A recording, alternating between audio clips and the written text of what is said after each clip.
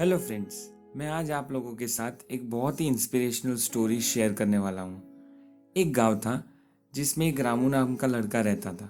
अब गरीबी के कारण वो ज़्यादा पढ़ लिख नहीं सका, अंगूठा छाप रह गया।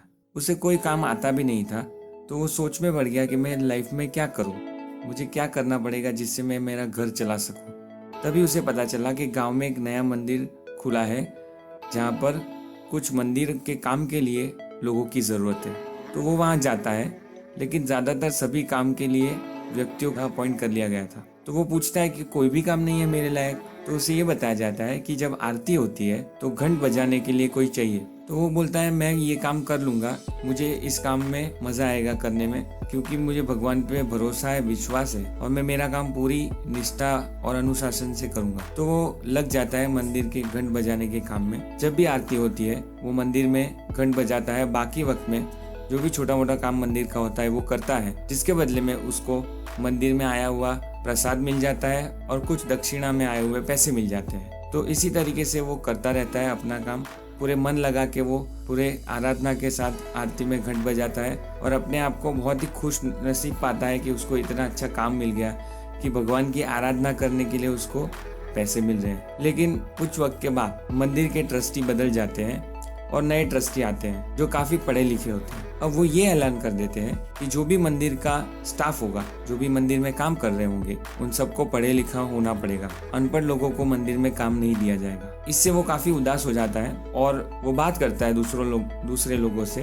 कि मुझे यही काम करना है, भले ही मैं अनपढ़ हूँ, मेरे इस काम में कोई पढ़ाई नहीं चाहिए घंट बजाने के लिए। लेकिन उसकी बात नहीं सुनी जाती है और कहा जाता है कि ये ऑर्डर है नए ट्रस्टी का, तो हमें सबको मानना पड़ेगा। तो उसको मंदिर की नौकरी से निकाल दिया जाता है। अब वो घर चला जाता है और कुछ दिनों तक यही सोचता है कि मैं अनपढ़ क्या कर सकता हूँ, मैं क्या करूँगा लाइफ में, अब तो मुझे भूखे मरना पड़ेगा। तो मंदिर में भी कुछ ऐसा ही हाल होता है, क्योंकि वो अब घंट नहीं बजा रहा होता है। तो जो गाँव के लोग हैं और जो मंदिर का जो स्टाफ था, उन सबको लगता है कि अब आरती में पहले जैसी रौनक नहीं है, पहले जैसा मजा नहीं आ रहा है, क्योंकि वो जिस तरीके से बजाता था वो घंट, अपने काम को अपनी आराधना समझकर वो करता था, इसलिए वैसी मज़ा अब मंदिर में किसी भी आरती में नहीं होती थी।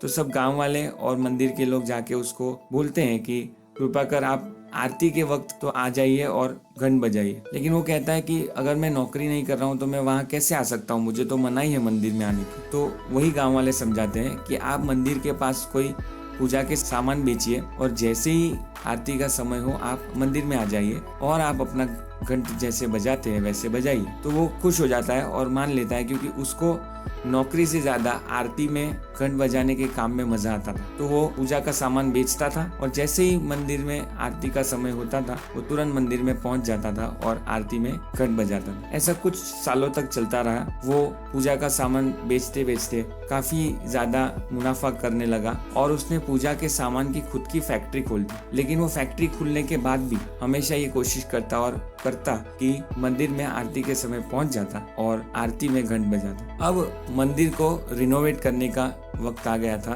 उसको थोड़ा बड़ा करने का वक्त आ गया था। तो मंदिर ने चंदा इकट्ठा करना शुरू किया, लेकिन कुछ लाख रुपए कम पड़ रहे थे। तो ट्रस्टी थोड़े परेशान थे कि काम शुरू करने के लिए इतना पैसा चाहिए और इतना पैसा अभी तक इकट्ठा नहीं हुआ है, तो क्या करना चाहिए। तो किसी ने सलाह दी कि हमारे यहाँ एक फैक्ट्री के मालिक आते हैं जो आरती में हमेशा सम्मिलित होते हैं और घंट बजाते हैं, वो हमें चंदा जरूर देंगे, कभी मना नहीं करेंगे। तो वो रामू यानी कि फैक्ट्री के मालिक को मिलने जाता है और वहाँ जाके बात करते हैं कि इस तरीके से मंदिर का रिनोवेशन करना है, तो आप 10 लाख रुपए चंदा दे दीजिए। तो तुरंत रामू अपनी सेक्रेटरी को बुलाता है और बोलता है कि आप 10 लाख रुपए का चेक लिख दीजिए। तो सेक्रेटरी 10 लाख रुपए का चेक लिख देती है मंदिर के नाम और चेक रामू को देती है अंगूठा लगाने के लिए। तो ट्रस्टी थोड़े अचंभे में पड़ जाते हैं। वो कहते हैं कि आप पढ़े लिखे नहीं हो, फिर भी इतनी बड़ी फैक्ट्री के मालिक हो। तो इस पर रामू हंसकर जवाब देता है, मैं पढ़ा लिखा नहीं हूँ, इसीलिए इतनी बड़ी फैक्ट्री का मालिक हूँ।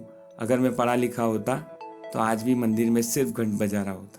तो दोस्तों, हमें ये चीज़ भी हमारी लाइफ में सीखनी चाहिए कि अगर हमारे साथ कुछ गलत हुआ है तो उस चीज़ का हम रोते रहते हैं, सोचते रहते हैं कि हमारी ज़िंदगी खराब हो गई। एक इंसिडेंट या एक इवेंट को इतना बड़ा बना लेते हैं हमारी लाइफ में कि हम उससे पीछा ही नहीं छुड़ा पाते और लाइफ में आगे नहीं बढ़ पाते। हमें पुरानी चीज़ों को भूलना है और आगे जो हमारी लाइफ में अच्छी अच्छी चीज़ें हो सकती है उनके लिए हमें तैयार रहना है। दूसरी चीज जो हमें सीखनी चाहिए इस कहानी से कि जो भी हम करते हैं, अगर उस काम को हम भगवान की आराधना समझ कर करेंगे तो हमें सफलता जरूर मिलेगी। और कोई भी कंडीशन नहीं है सक्सेस के लिए।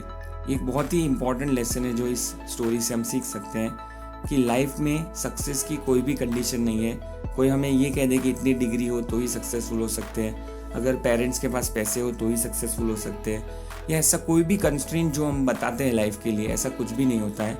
अगर आप डेडिकेशन और हार्डवर्क से कोई भी छोटा सा छोटा काम भी करोगे तो भी आप उसमें सक्सेसफुल हो सकते हो, लाइफ में एक बड़े इंसान बन सकते हो, अमीर इंसान बन सकते हो। तो आशा करता हूँ ये सारे पॉजिटिव लेसन्स इस स्टोरी से सीखकर आप भी अपनी लाइफ में आगे बढ़ेंगे। Thank you.